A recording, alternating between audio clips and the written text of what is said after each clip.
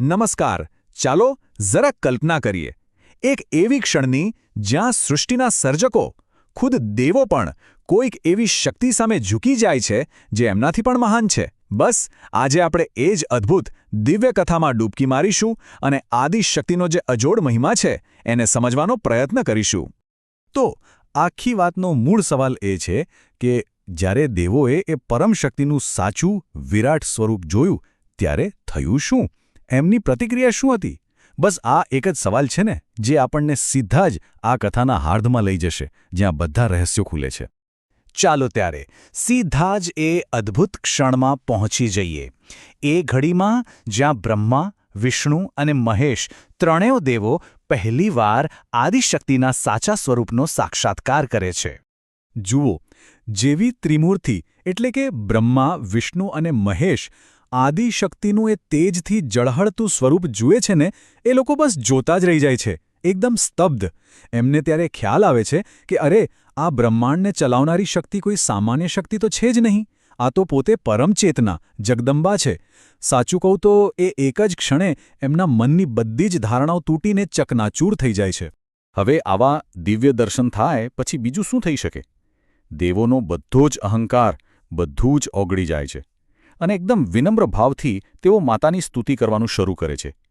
ચાલો આપણે સાંભળીએ કે એમના હૃદયમાંથી કેવા શબ્દો નીકળે છે. દેવોના શબ્દો પર ધ્યાન આપજો. હવે એમના માટે કોઈ ભેદ જ નથી રહ્યો. તેઓ એક સાથે કહે છે, હે માં, આ સૃષ્ટિનું મૂળ તત્વ તો તમે જ છો. પ્રકૃતિ પણ તમે જ છો અને પુરુષ પણ તમે જ છો. બનાવનાર, સાચવનાર અને નાશ કરનાર પણ તમે જ છો. મતલબ તેઓ માની લે છે કે આ પંચમહાભૂત, આકાશથી લઈને પૃથ્વી સુધી બધું જ તમારું સ્વરૂપ છે. આને કહેવાય સંપૂર્ણ સમર્પણ. અને હવે જુઓ, ખુદ ભગવાન વિષ્ણુ, જેમને આપણે માયાના સ્વામી કહીએ છીએ, એ પણ હાથ જોડીને પ્રાર્થના કરે છે. એ કહે છે, હે જગદંબા, અમે પણ ક્યારેક તમારી માયામાં મોહિત થઈ જઈએ છીએ. વિચાર તો કરો. તેઓ એ પણ સ્વીકારે છે કે માતાનું કોઈ સ્વરૂપ નથી, એટલે કે એ નિર્ગુણ છે, અને સાથે જ ભક્તો માટે રૂપ પણ ધારણ કરે છે, એટલે કે સગુણ પણ છે. આ બધું માતાની લીલા સિવાય બીજું શું હોઈ શકે? પછી વારો આવે છે સૃષ્ટિના રચયિતા બ્રહ્માજીનો, અને એ પણ જુઓ કેટલી નમ્રતાથી પોતાની મર્યાદા સ્વીકારે છે. એ કહે છે, હે માતા, જો તમારી કૃપા ના હોય તો અમે શું છીએ? કંઈ જ નહીં. આ સર્જન કરવાની શક્તિ પણ તો તમે જ આપી છે. આના પરથી સ્પષ્ટ થઈ જાય છે કે ખરો સર્જક કોણ છે. અને છેલ્લે મહાદેવ, જે પોતે મહાયોગી છે, એમની વિનમ્રતા તો જુઓ. એ કહે છે, હે માં, તમારું તત્વ સમજવું તો અત્યંત કઠિન છે. વર્ષો સુધી તપ કરનારા યોગીઓ પણ તમારો પાર નથી પામી શકતા. હવે જરા વિચારો, જો ખુદ મહાદેવ આવું કહેતા હોય તો માતાની શક્તિ ખરેખર કેટલી અનંત અને અકલ્પનીય હશે. તો આ બધી સ્તુતિ પછી દેવો શું સમજ્યા? એમને એ સમજાઈ ગયું કે જીવનમાં જે કંઈ પણ સારું છે, પછી એ બુદ્ધિ હોય, ધન સંપત્તિ એટલે કે લક્ષ્મી હોય, કીર્તિ હોય, ક્ષમા હોય, દયા હોય કે શક્તિ હોય, આ બધું જ તો માતાજીનું જ પ્રત્યક્ષ સ્વરૂપ છે. એમના વગર આ બ્રહ્માંડ એક પળ પણ ચાલી શકે એમ નથી. અને કહેવાય છે ને કે જ્યારે દિલથી કોઈ પ્રાર્થના કરવામાં આવે તો એનો જવાબ તો મળે જ છે. દેવોની આટલી કરુણાભરી સ્તુતિ સાંભળીને હવે માતા પોતે બોલે છે. તો ચાલો આપણે એકદમ ધ્યાનથી સાંભળીએ એમના દિવ્ય શબ્દોને. દેવોની આ સાચા હૃદયની સ્તુતિ સાંભળીને માતાજી એકદમ પ્રસન્ન થઈ જાય છે. એમના ચહેરા પર કરુણાનું તેજ છલકાય છે અને અત્યંત મધુર અવાજમાં એ બોલવાનું શરૂ કરે છે. અને અહીં માતા એ વચન આપે છે જેની ગુંજ યુગો યુગો સુધી સંભળાય છે. એ કહે છે, ચિંતા ના કરો. જ્યારે જ્યારે આ ધરતી પર અધર્મ વધશે અને ધર્મનો નાશ થવા લાગશે, ત્યારે હું અલગ અલગ અવતાર લઈને પ્રગટ થઈશ.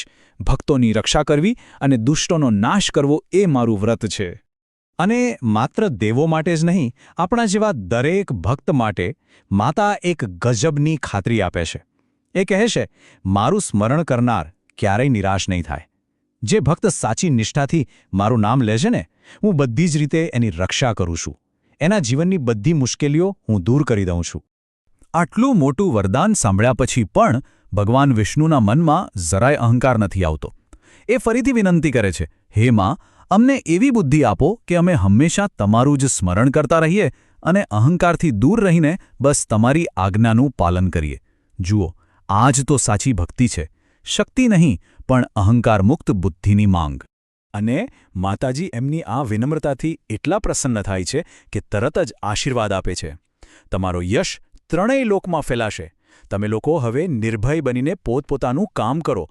મારી શક્તિ હંમેશા હર પળ તમારી સાથે જ રહેશે. આ ખાલી આશીર્વાદ નથી, આ તો એક દિવ્ય સપોર્ટ સિસ્ટમ છે.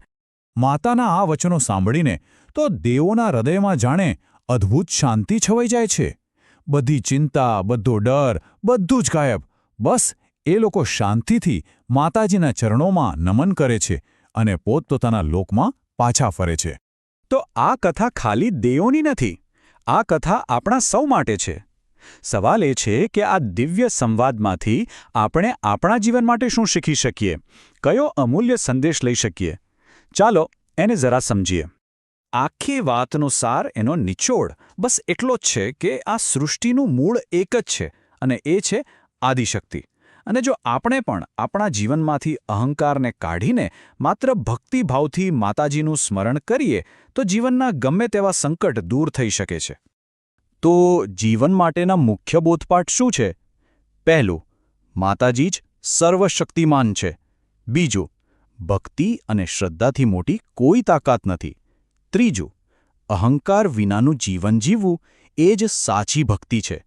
અને સૌથી અગત્યનું, સંકટના સમયે જે માતાજીને યાદ કરે છે એ ક્યારેય એકલો નથી હોતો. તો ચાલો આ વાતને અહીં પૂરી કરતા પહેલા એક સવાલ આપણે સૌ આપણી જાતને પૂછીએ. આ અહંકાર વિનાની ભક્તિને આપણે આપણા રોજબરોજના જીવનમાં કેવી રીતે લાવી શકીએ? આ વિચાર સાથે જ આજના આ અધ્યાયને અહીં વિરામ આપીએ. નમસ્કાર.